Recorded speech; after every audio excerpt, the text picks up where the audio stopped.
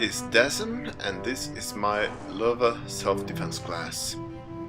The Löwe is quite possibly the weakest armored tier 8 heavy, and a lot of people are finding it difficult staying alive. And while this tank does have a weak armor profile, it has some strengths. So let's just move right into Armor Inspector and see what those strengths and weaknesses are. Here is the Löwe seen from the front, and as you can see, the hull won't stop anything. You have flat lower glazes, you have a joint between the upper and lower glazes that is completely flat, but you have the one thing you have to help you is the gun mantlet. Here we're seeing it through the eyes of IS-3, one of the tanks you're going to face most often. You can see that the cupola is tenable, but if you use your gun depression, you can hide it completely. Then everything that's left are those turret cheeks, and those can be protected pretty efficiently just by wiggling a bit. They are actually really narrow. You can see when you use your depression, you also angle your upper glazes so it becomes auto bounce.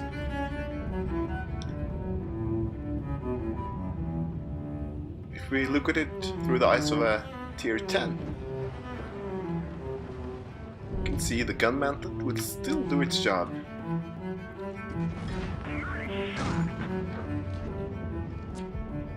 The turret cheeks have become a bit bigger if the tier 10 fires premium ammunition. The gun mantlet is still up to the task, but the turret cheeks are getting increasingly easy to hit. Still, you can see my point here is this is a supreme hold down tank.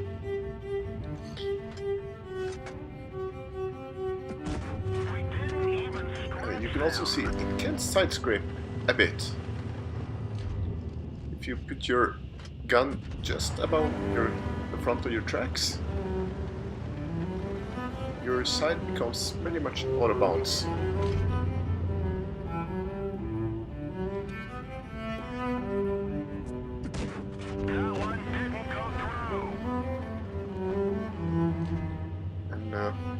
Here it's as seen by IS tier 7. You can see finally the armor is starting to do something, but your lower glazes will still be completely open, and it's not a hard target to hit.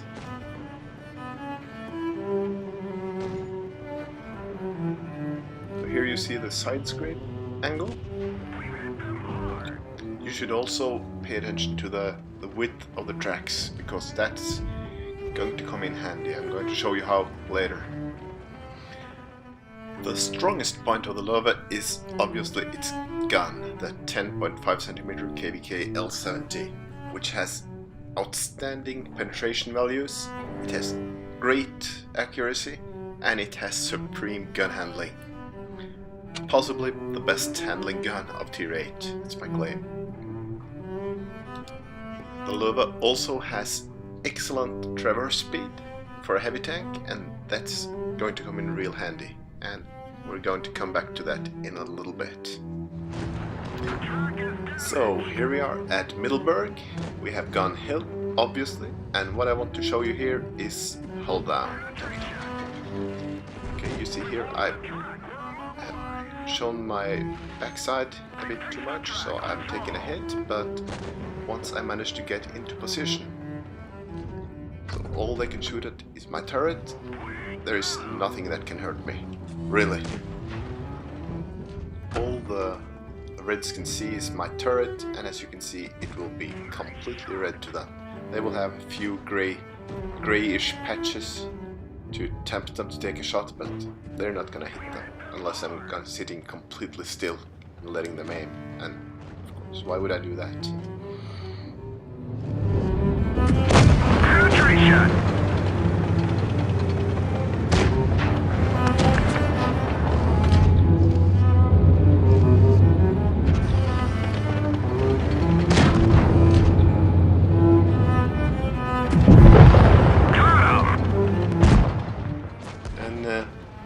Just to show you, if you don't have any hills nearby that you can go hold down behind, why not use the front of an E75?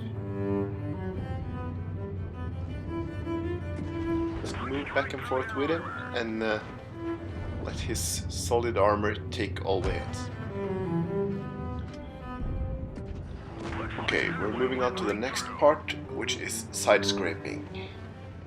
This tank can actually side scrape quite decently, but it requires you to put it at an out-of-bounds angle. Here we are in Black Goldwell, and I have several tanks around the corner who are eager to take shots at me. You can see that T-32 is side scraping at too steep an angle, and the Löwe has no problems getting through his armor.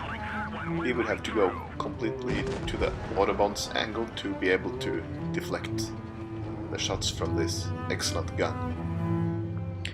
We also have another Löwe on the other side, which is a bit interesting because it lets you see how I look. See, we bounce off each other. I have an advantage though, because I'm slightly higher elevated than him, and this means he's lifting his front, making it hard for me to see the cupula, but see if we can't get a few shots in there anyway. Here you see the excellent handling of the Löwe gun. It would have been a hard shot to make with any other tank.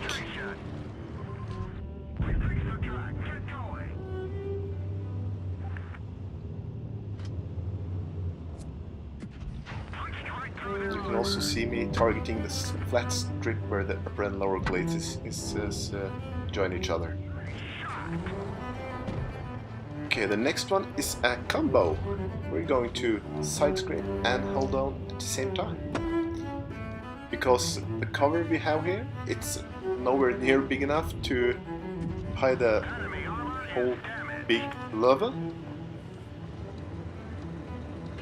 So I'm gonna set up so that out-of-bounds of my side, my lower glazes, is protected like if I was hold down, and I could shoot over the edge. It's quite a balancing act. Of course it helps that the Panther is shooting high explosives at me, but I don't think he'd be able to get through using any other ammunition.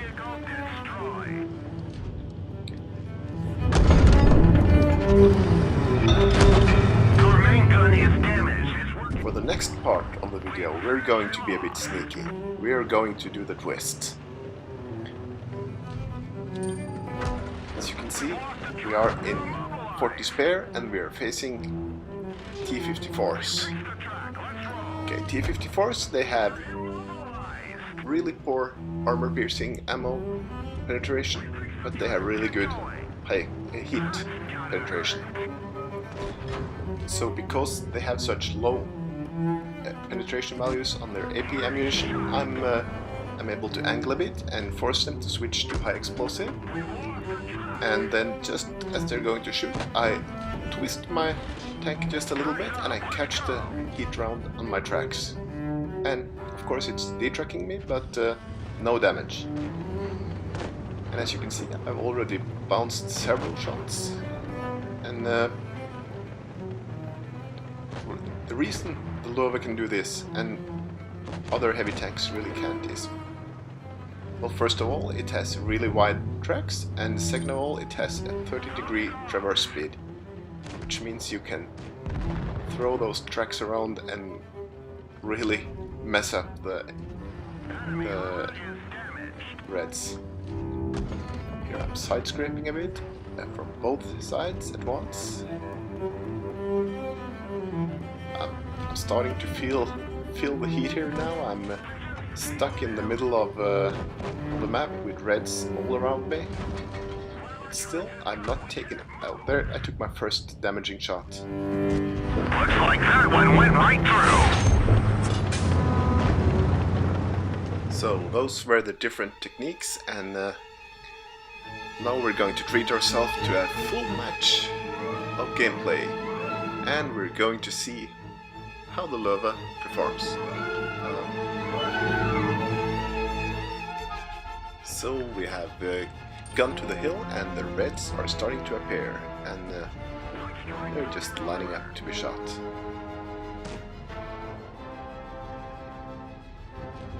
You can see I'm doing a side scrape hold down combo. My excellent gun misses its mark. It's occurrence worth catching on film because it won't happen often. See, I have reds on potentially 3 sides now. I'm going hold down and smacking the KV-13, pulling back, making him hit dirt. Oh, sorry, it's KV-1S.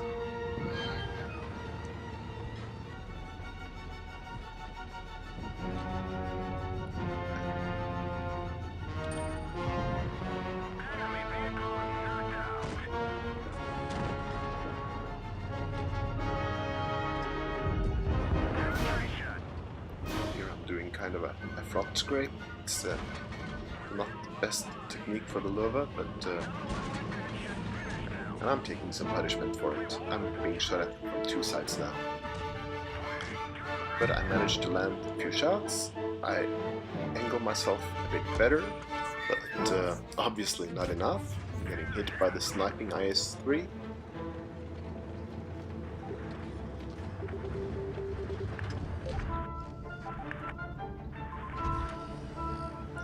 I'm a bit reluctant to move forwards. I'm not sure where all the reds are, but yeah, it doesn't look like the rest of my team is going anywhere, so let's try it. I'm not really worried about these tanks in front of me here, because I have the high ground, so my turret, as long as it's pointed towards them, it's not... none of them can pen it, and my front glacis will also be too angled for that. Now I know where all the reds are, and I'm diving in for the kill shot on the IS-6.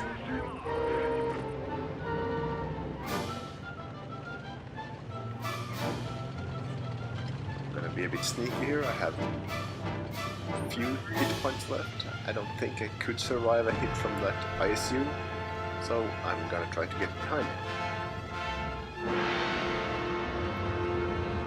So then I can see that IS-3 is also moving up, so I'm choosing the ISU, and I have to be fast. I know the IS-3 is somewhere behind me, but there he's showing up, so I have to rush it. Rushing past the ISU, taking one from the IS-3, I could afford that. And I just keep pushing on, repairing my ammo rack damage.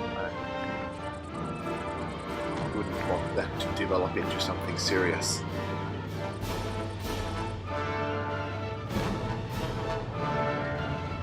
You can see the Löwe, it's not a fast tank. I'm struggling to push about 20 kilometers per hour here, and it's almost flat. It has a traverse speed, but it doesn't have the top speed. So how are we gonna attack this IS-3? We're gonna be sneaky, we're gonna peek-a-boom.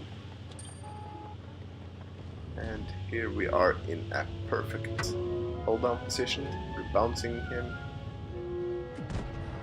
and we are putting a shot nicely into that rock. I don't think this shed is destructible.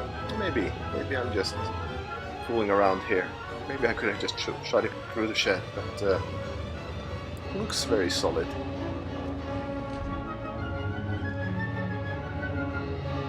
Everyone else acts as if it's solid, so try to run into that someday. Anyway, this was a win, and as we can see from the scorecard, we did our fair share of carrying. The team was rather passive, and we managed to scrape together almost 100,000 credits, which is not bad. So, thank you for watching, and I'm hoping this has been educational. I'm hoping you will go out there in your Lovas and you will get penned a lot less. And wishing you all good luck. That's out.